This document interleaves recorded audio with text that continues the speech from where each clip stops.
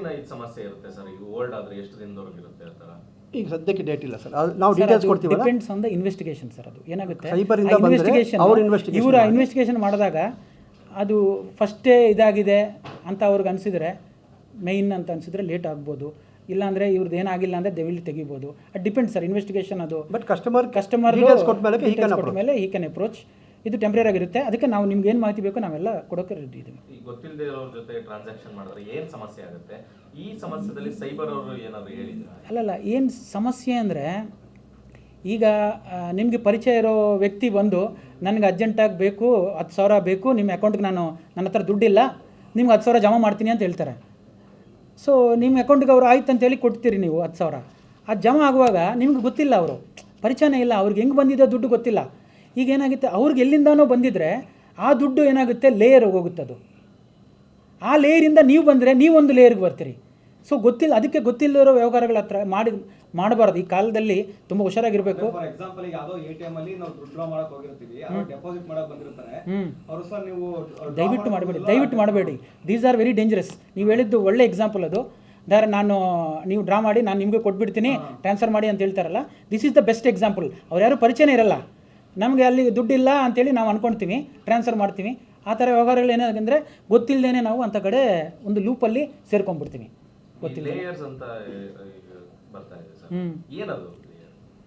Layer linked accounts.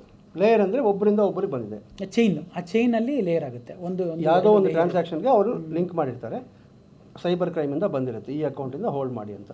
ಅಲ್ಲಿಂದ ಎಲ್ಲೆಲ್ಲಿಗೆ ದುಡ್ಡು ಹೋಗಿ ಈಗ ಎಷ್ಟು ಜನ ಒಂದು ಏನಾದರೂ ಆದರೆ ಲಾಸ್ಟ್ವರೆಗೂ ದುಡ್ಡು ಹೋದರೆ, ಈಗ ಲಾಸ್ಟಿಂದ ದುಡ್ಡು ಬಂದ್ರೇ ಆ ಕಂಪ್ಲೇಂಟ್ ಕೊಟ್ಟಿರೋರ್ಗೂ ದುಡ್ಡು ಕೊಡಬೇಕಾಗುತ್ತೆ.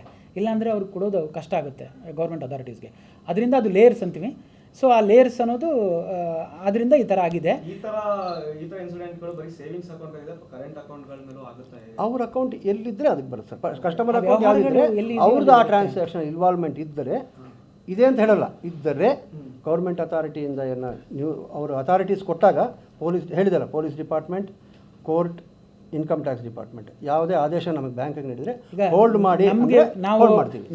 ಮಾಹಿತಿ ಅವ್ರು ಕೊಡ್ತೀವಿ ಕಸ್ಟಮರ್ಗೆ. ಹೋಲ್ಡ್ ಮಾಡಿದ್ದಾರೆ, ಯಾಕೆ ಮಾಡಿದ್ದೀರಿ ಸರ್? Income tax department. ಆವಾಗ ಕಸ್ಟಮರ್ ಹೋಗಿ ಇನ್ಕಮ್ ಟ್ಯಾಕ್ಸ್ ಡಿಪಾರ್ಟ್ಮೆಂಟ್ ಮಾತಾಡಿಕೊಂಡು ಅಲ್ಲೇ ತೆಗೆಸ್ಕೋಬೋದು. ಅವ್ರದ್ದು ಏನಾಗಿದೆ ಅಂತ ದೆನ್ ದೇ ವಿಲ್ ಡಿಸ್ಕಸ್. ಒಂದು ವೇಳೆ ಮೈನಸ್ ಬ್ಯಾಲೆನ್ಸ್ ಅಂತ ಎಲ್ಲ ಕಸ್ಟಮರ್ಗಳಿಗೆ ತೋರಿಸಿದ್ರೆ ಏನು ಮಾಡ್ಬೇಕು ಸರ್? ಆ ಪರ್ಟಿಕ್ಯುಲರ್ ಬ್ರ್ಯಾಂಚ್ಗಳಿಗೆ ಹೋಗಿ ಅವರು ವಿಚಾರಿಸಬೇಕು ಏನಕ್ಕಾಗಿದೆ ಅಂತ. ಆ ಡೀಟೇಲ್ಸ್ ಎಲ್ಲ ಕೊಡ್ತೀವಿ ಅವ್ರಿಗೆ. ಅದು ಗೊತ್ತಿಲ್ಲದೆ ಏನೇನೋ ಇದರಲ್ಲಿ ನೀವು ಹೇಳ್ದಂಗೆ ಆಗಿರ್ಬೋದು. ಸೊ ಅದು ಹೋಗಿ ಅಲ್ಲಿ ಮಾತಾಡಿಕೊಂಡು ಆ ಡಿಪಾರ್ಟ್ಮೆಂಟಿಂದ ಬಂದರೆ ಮತ್ತೆ ನಾವು ಇಮಿಡಿಯೇಟಾಗಿ ಇದು ಮಾಡಿ ಡೀಟೇಲ್ಸ್ ಅಂತೂ ಕೊಡ್ತೀವಿ ಸರ್. ಖಂಡಿತವಾಗ್ಲೂ ಕೊಡ್ತೀವಿ. ಟ್ರಾನ್ಸಾಕ್ಷನ್ ಮಾಡ್ಬೋದು, ಏನು ಸಮಸ್ಯೆ ಇಲ್ಲ. ಅಷ್ಟು ದುಡ್ಡುವರೆಗೂ ಅವ್ರಿಗೆ ಸ್ವಲ್ಪ ದಿವಸ ಟೆಂಪ್ರರಿಲಿ ಸ್ವಲ್ಪ ಕ್ಲಾರಿಫಿಕೇಶನ್ ಬರೋಷ್ಟವರೆಗೂ ಅದು ಟೆಂಪ್ರರಿಲಿ ಯಾವ್ದು ಅವ್ರಿಗೆ ಯೂಸ್ ಮಾಡೋಕ್ಕಾಗಲ್ಲ. ಆಮೇಲೆ ಆ ಕ್ಲಾರಿಫಿಕೇಶನ್ ಎಲ್ಲ ಬಂದ ಮೇಲೆ ಮತ್ತೆ ಆರಾಮಾಗಿ ಮಾಡ್ಬೋದು. ಅವೈಲೇಬಲ್ ಬ್ಯಾಲೆನ್ಸ್ ಬರುತ್ತೆ. ಇಲ್ಲ ಅದು ಅಲ್ಲ, ನಾವೆಲ್ಲ ಹೇಳ್ತೀವಿ ಮಾಹಿತಿಗಳು. ಈ ಥರ ಕಸ್ಟಮರ್ಸ್ ಯಾರು ಸರ್ ಇದರಲ್ಲಿ ಸಮಸ್ಯೆ ಏನು ಗೊತ್ತಾ ಸರ್?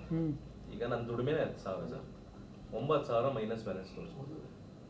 ಈಗ ನೀವು ಹೇಳ್ತೀರಾ 9,000 ಓಲ್ಡ್ ಆಗಿರುತ್ತೆ. ಈಗ 9,000 ಕಟ್ಟಬೇಕು. ನಾವು 9,000 ಉಳಿಸೋದೇ ದೊಡ್ಡ ಕೆಲಸ. ನೀವು 9,000 ಮತ್ತೆ ಪೇ ಮಾಡಿ, ನಾನು ಇನ್ನೂ ಒಂದು ತಿಂಗಳು ಬಿಟ್ಟು 9,000 ಕಟ್ಟಬೇಕು ಅಂತ ಹೇಳಲ್ಲ, ಅಂತ ಹೇಳಲ್ಲ. ಅದು ಹಂಗೆ ಇರುತ್ತೆ ಅದು. ಬಟ್ ಅದರಿಂದ ಕಸ್ಟಮರ್ಗೆ ತೊಂದರೆ ಆಗುತ್ತೆ, ಕಸ್ಟಮರ್ಗಳಿಗೆ ತೊಂದರೆ ಆಗುತ್ತೆ. ಅದಕ್ಕೆ ಹೇಳಿದ್ದು ದಯವಿಟ್ಟು ನೀವು ಜಾಸ್ತಿ ಪ್ರಮೋಟ್ ಮಾಡಬೇಕು. ಈ ಥರ ಇವ್ರು ಹೇಳಿದಂಗೆ ATMಗಳು ಆ ಥರ ಹಲವಾರು ಎಕ್ಸಾಂಪಲ್ಗಳಿದೆ. ಆ ಥರ ಇರೋದ್ರಲ್ಲಿ ನಮ್ಮ ಹತ್ರ ಟಿಕೆಟ್ ತೊಗೊಳಕ್ಕೆ ದುಡ್ಡಿಲ್ಲ ಅಂತ ಬರ್ತಾರೆ, ಏನೇನೋ ಬರ್ತಾರೆ. ಸೊ ಅದರಿಂದ ಗೊತ್ತಿಲ್ಲದೆ ಇರೋರ ಜೊತೆ ಎಂಥ ವ್ಯವಹಾರಗಳು ಬೇಡ. ಅದೊಂದು ಮಾತ್ರ ನೀವು ಪಬ್ಲಿಸಿಟಿ ಜಾಸ್ತಿ ಮಾಡಬೇಕು ದಯವಿಟ್ಟು. ಆ್ಯಂಡ್ ಗ್ರಾಹಕರು ಯಾರು ಪ್ಯಾನಿಕ್ ಆಗೋದು ಬೇಡ. Your money is safe with SBI and we are the custodians. We will be custodians for ever. Thank you.